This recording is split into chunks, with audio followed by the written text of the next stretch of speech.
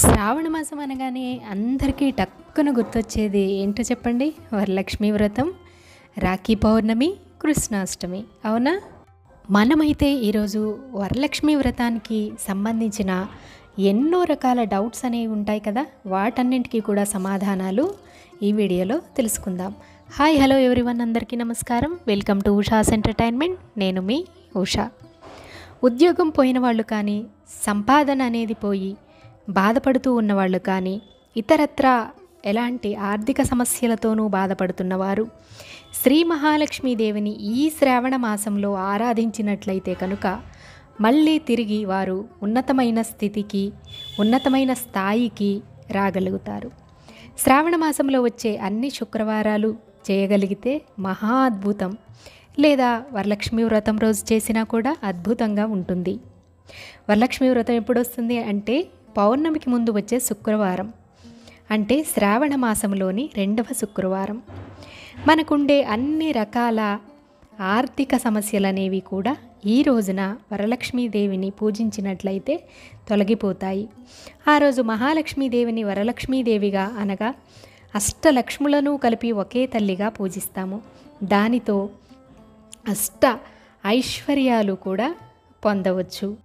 ఆదిలక్ష్మి, ధనలక్ష్మి, ధాన్యలక్ష్మి, విద్యాలక్ష్మి, విజయలక్ష్మి, గజలక్ష్మి, వీరలక్ష్మి, సంతానలక్ష్మి అంటూ ఈ విధంగా అష్టలక్ష్ములు కలిసి వరలక్ష్మీదేవిగా మనం ఆరాధించుకుంటూ ఉంటాము.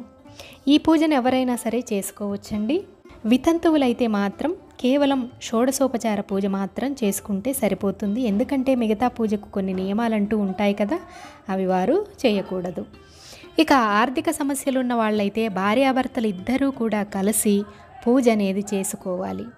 అప్పుడే లక్ష్మీనారాయణుల అనుగ్రహంతో వారికి ఉండే అన్ని రకాల ఆర్థిక సమస్యలేమి కానీ, కుటుంబ సమస్యలు కానీ అన్నీ కూడా తొలగిపోయి సంతోషంగా ఉంటారు. ఈ పూజను ఉదయమే చేసుకోవచ్చు, లేదా ప్రదోష సమయంలో అంటే సాయంత్రమైనా కూడా చేసుకోవచ్చండి. ఉపవాసం ఉండవలసిన అవసరం అనేది ఏమీ లేదు. మాంసాహారము, ఉల్లి, వెల్లుల్లి అనేవి తినకుండా కేవలం సాత్విక ఆహారం అయితే తినవచ్చు. ఆ రోజున బ్రహ్మచర్యం ఒక్కటి మాత్రం పాటించాలి. ఇక రజస్వల కానీ, ఏటి సూతకం, అశౌచంలో ఉన్నవాళ్ళు, అలాగే 6వ నెల దాటిన గర్భిణులు ఉంటారు కదా, వీరు మాత్రం ఈ వ్రతం అనేది చేయకూడదు. ఈ వరలక్ష్మి వ్రత పూజకు ఎలాంటి ఆనవాయితీలు అనేవి లేవండి. ఎవరైనా కూడా చేసుకోవచ్చు. ఒకవేళ అంత అనుమానంగా ఉంది అని అనుకుంటే కలశం మాత్రం పెట్టుకోకుండా అది వదిలేసి మిగిలిన పూజ అంతా చక్కగా చేసుకోవచ్చు. పూజ అయ్యాక కొబ్బరికాయను నీటిలో వదిలేయండి. ఇక ఉద్వాసన అనేది తెల్లారి రోజున అంటే శనివారం రోజునే చేయాలి. ఇక ఏ పూజలు చేసుకున్నా, వ్రతాలు చేసుకున్నా ఇంటిని ఏ విధంగా శుభ్రం చేసుకోవాలి, ఇంటి పరిసరాలను ఎలా ఉంచుకోవాలి అనేది మీకు తెలుసు కదా, అందుకే నేను చెప్పడం లేదు.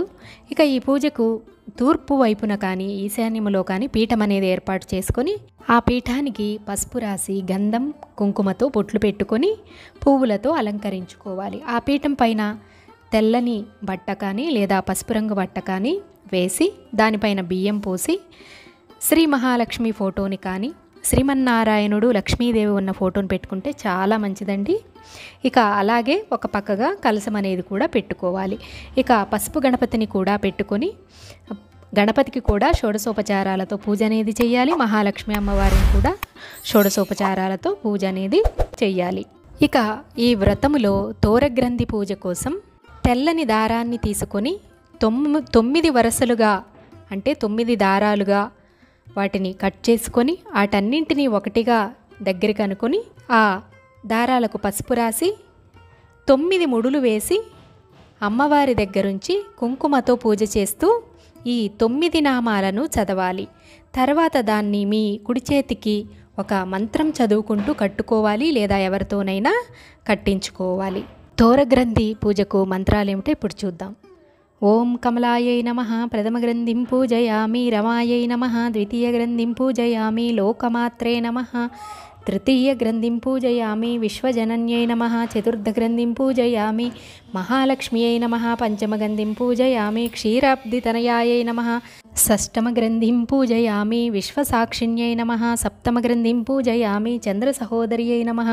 అష్టమగ్రంథిం పూజయామి శ్రీవరలక్ష్మీదేవ్యై నమః. నవమగ్రంథిం పూజయామి అని తోరానికి పూజ చేయాలి.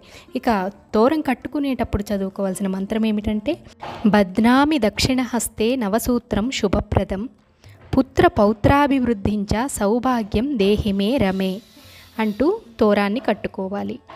ఇక వాయనం ఇచ్చేటప్పుడు చదవవలసిన ఒక మంత్రం అనేది ఉంటుందండి.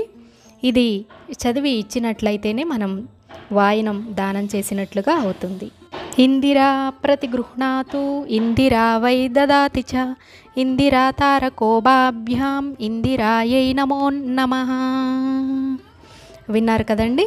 మీకు మరేమైనా డౌట్స్ అనేవి ఉన్నట్లయితే తప్పకుండా కామెంట్ సెక్షన్లో నన్ను అడగవచ్చు.